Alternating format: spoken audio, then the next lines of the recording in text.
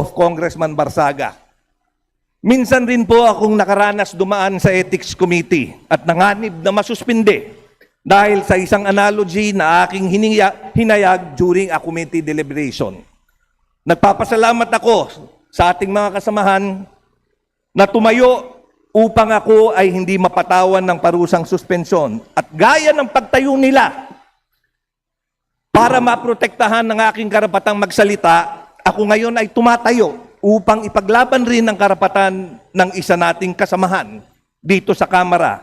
Hindi lamang para magsalita, ngunit para may pagpatuloy magsilbing boses ng kanyang distrito.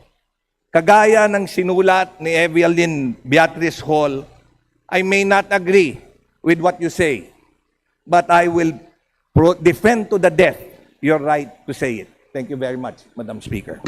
Majority Leader.